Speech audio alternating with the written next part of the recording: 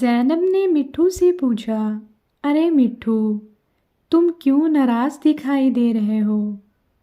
کیا آج پھر کبوتر اور مینا سے لڑائی ہوئی ہے؟ مٹھو نے اس بات میں سر زور سے ہلایا۔ مٹھو ایک خوبصورت طوطا تھا جو بہت پیارا بولتا تھا۔ یہ طوطا زینب کے دادا جان نے اپنے ایک رشتے دار سے زینب کے لیے منگوایا تھا۔ اس کے علاوہ کبوتر اور مینا بھی اپنے الگ الگ پنجرے میں رہتے تھے، لیکن مسئلہ یہ تھا کہ مٹھو کی اکثر ان کے ساتھ لڑائی ہوتی رہتی۔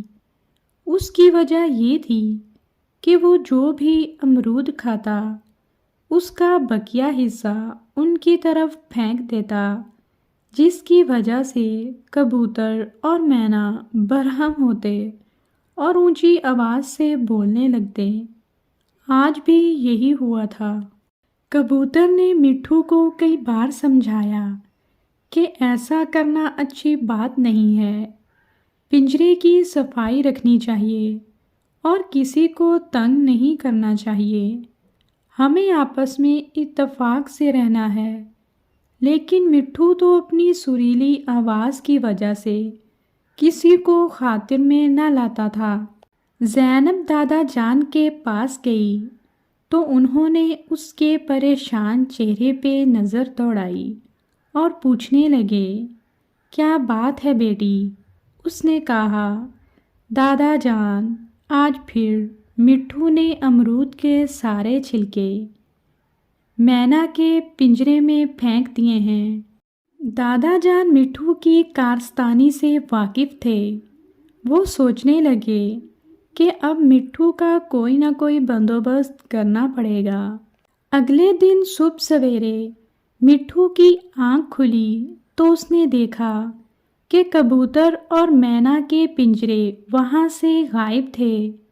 اس نے سوچا، دادا جان ان کو باغ میں لے کر گئے ہوں گے اور اس کے بعد مجھے بھی آ کر لے جائیں گے، لیکن دوپہر سے شام ہو گئی، نہ ہی وہ سب آئے اور نہ ہی زینب نے چکر لگایا۔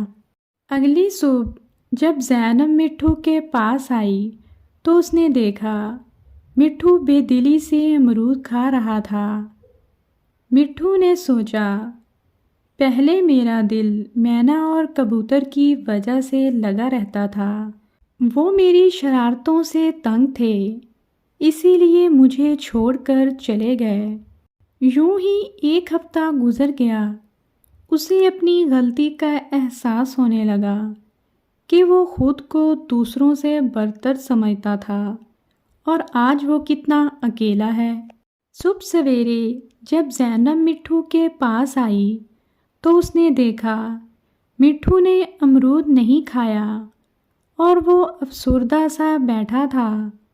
اس نے جا کر دادا جان کو بتایا۔ اگلی صبح جب مٹھو کی آنکھ کھلی تو اس نے دیکھا کبوتر اور مینا واپس آ گئے ہیں، تو وہ خوشی سے اچھل پڑا اور سریلی آواز سے کہنے لگا، خوش آمدید، جی آیا نو۔ دادا جان اور زینب بھی پاس کھڑے تھے۔